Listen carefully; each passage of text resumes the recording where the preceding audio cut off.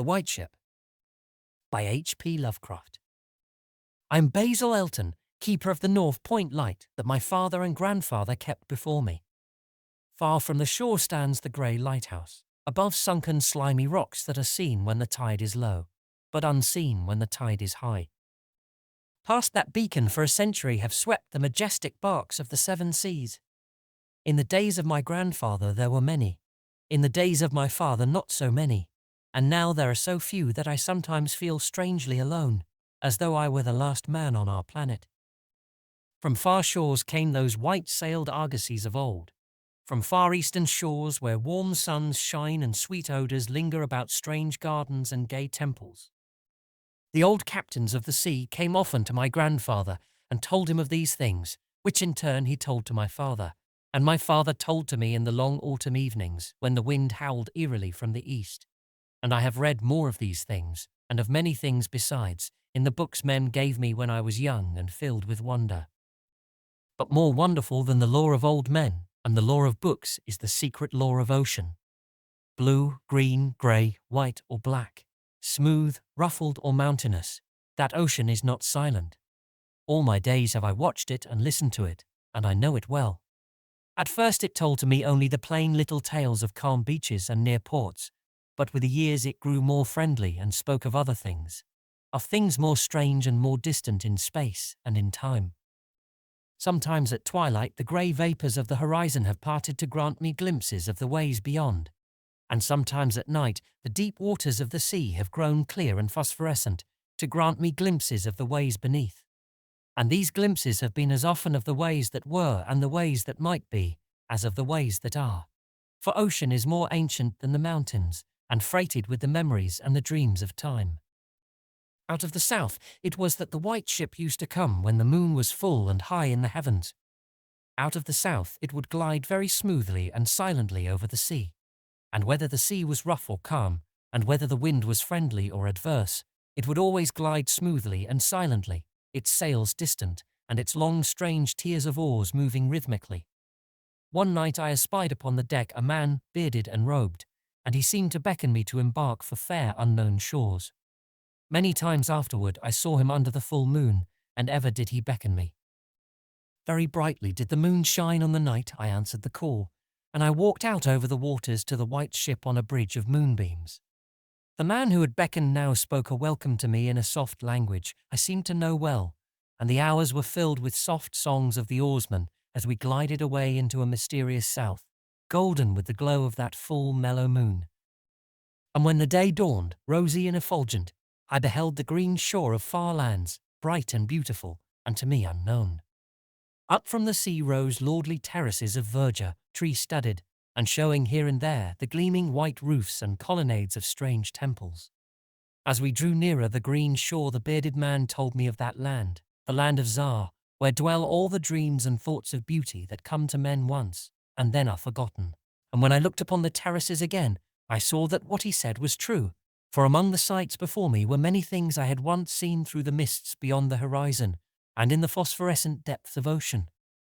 There too were forms and fantasies more splendid than any I had ever known, the visions of young poets who died in want before the world could learn of what they had seen and dreamed. But we did not set foot upon the sloping meadows of Zar, for it is told that he who treads them may never more return to his native shore.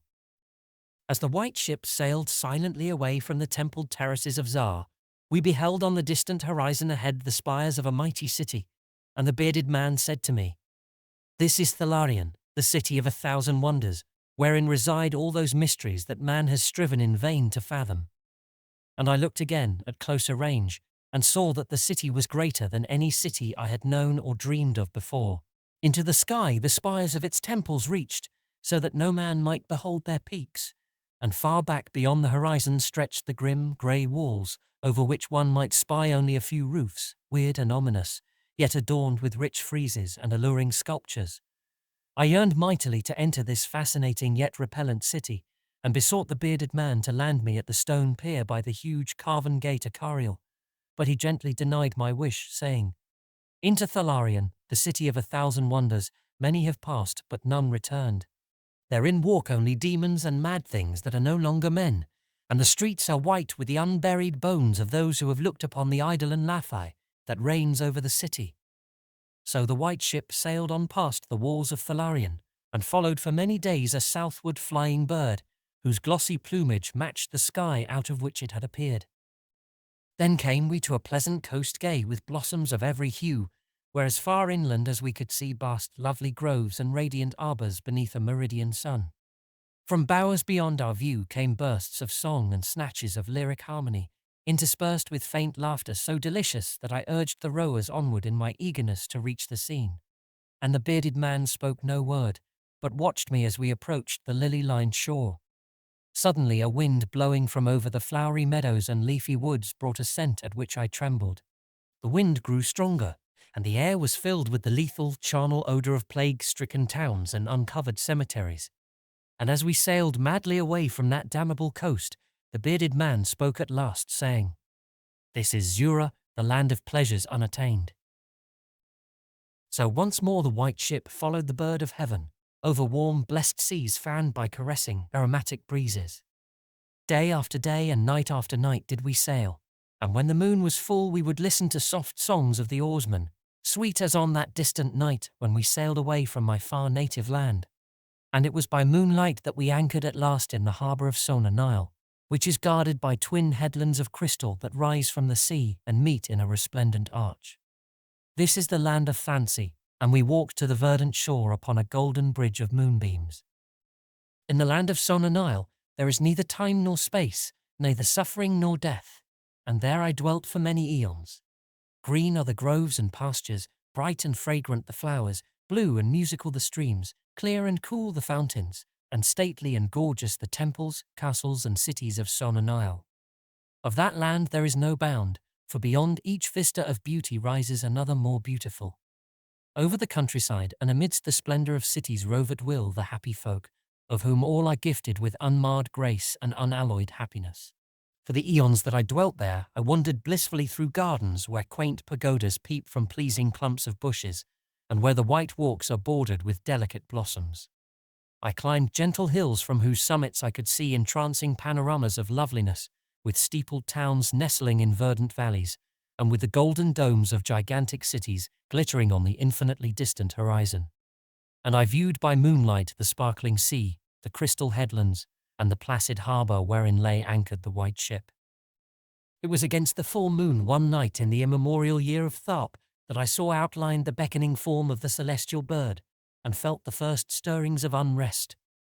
Then I spoke with the bearded man, and told him of my new yearnings to depart for remote Cathuria, which no man hath seen, but which all believe to lie beyond the basalt pillars of the west. It is the land of hope, and in it shine the perfect ideals of all that we know elsewhere, or at least so men relate. But the bearded man said to me, "Beware of those perilous seas wherein men say Cathuria lies. In Sona-Nyl there is no pain nor death, but who can tell what lies beyond the basalt pillars of the west?" Natheless, at the next full moon I boarded the white ship, and with the reluctant bearded man left the happy harbour for untravelled seas. And the bird of heaven flew before, and led us toward the basalt pillars of the west, but this time the oarsmen sang no soft songs under the full moon. In my mind I would often picture the unknown land of Cathuria with its splendid groves and palaces, and would wonder what new delights there awaited me. Cathuria, I would say to myself, is the abode of gods and the land of unnumbered cities of gold. Its forests are of aloe and sandalwood, even as the fragrant groves of Cameron, and among the trees flutter gay birds sweet with song. On the green and flowery mountains of Cathuria stand temples of pink marble, rich with carven and painted glories, and having in their courtyards cool fountains of silver, where purl with ravishing music the scented waters that come from the grotto-born river Narg. And the cities of Cathuria are cinctured with golden walls, and their pavements also are of gold. In the gardens of these cities are strange orchids, and perfumed lakes whose beds are of coral and amber. At night the streets and the gardens are lit with gay lanthorns fashioned from the three-coloured shell of the tortoise, and here resound the soft notes of the singer and the lutanist. And the houses of the cities of Cathuria are all palaces, each built over a fragrant canal bearing the waters of the sacred Narg. Of marble and porphyry are the houses, and roofed with glittering gold that reflects the rays of the sun, and enhances the splendor of the cities as blissful gods view them from the distant peaks. Fairest of all is the palace of the great monarch Dorib, whom some say to be a demigod and others a god. High is the palace of Dorib, and many are the turrets of marble upon its walls. In its wide halls many multitudes assemble, and here hang the trophies of the ages. And the roof is of pure gold, set upon tall pillars of ruby and azure, and having such carven figures of gods and heroes that he who looks up to those heights seems to gaze upon the living Olympus. And the floor of the palace is of glass, under which flow the cunningly lighted waters of the Narg, gay with gaudy fish not known beyond the bounds of lovely Cathuria. Thus would I speak to myself of Cathuria, but ever would the bearded man warn me to turn back to the happy shores of Sona-Nyl. For Sona-Nyl is known of men, while none hath ever beheld Cathuria. And on the 31st day that we followed the bird, we beheld the basalt pillars of the west. Shrouded in mist they were, so that no man might peer beyond them or see their summits, which indeed some say reach even to the heavens. And the bearded man again implored me to turn back, but I heeded him not. For from the mists beyond the basalt pillars I fancied there came the notes of singer and lutanist, sweeter than the sweetest songs of Sona-Nyl, and sounding mine own praises, the praises of me who had voyaged far under the full moon and dwelt in the land of fancy. So to the sound of melody the white ship sailed into the mist betwixt the basalt pillars of the west. And when the music ceased and the mist lifted, we beheld not the land of Cathuria, but a swift rushing resistless sea, over which our helpless bark was borne towards some unknown goal. Soon to our ears came the distant thunder of falling waters, and to our eyes appeared on the far horizon ahead the titanic spray of a monstrous cataract, wherein the oceans of the world drop down to abysmal nothingness. Then did the bearded man say to me with tears on his cheek, "We have rejected the beautiful land of Sona-Nyl, which we may never behold again. The gods are greater than men, and they have conquered." And I closed my eyes before the crash that I knew would come, shutting out the sight of the celestial bird which flapped its mocking blue wings over the brink of the torrent. Out of that crash came darkness, and I heard the shrieking of men and of things which were not men. From the east tempestuous winds arose, and chilled me as I crouched on the slab of damp stone which had risen beneath my feet. Then as I heard another crash, I opened my eyes and beheld myself upon the platform of that lighthouse from whence I had sailed so many eons ago. In the darkness below there loomed the vast blurred outlines of a vessel breaking up on the cruel rocks, and as I glanced out over the waste, I saw that the light had failed for the first time since my grandfather had assumed its care. And in the later watches of the night, when I went within the tower, I saw on the wall a calendar which still remained as when I had left it at the hour I sailed away. With the dawn I descended the tower and looked for wreckage upon the rocks, but what I found was only this: a strange dead bird whose hue was as of the azure sky, and a single shattered spar of a whiteness greater than that of the wave tips or of the mountain snow. And thereafter the ocean told me its secrets no more, and though many times since has the moon shone full and high in the heavens, the white ship from the south came never again.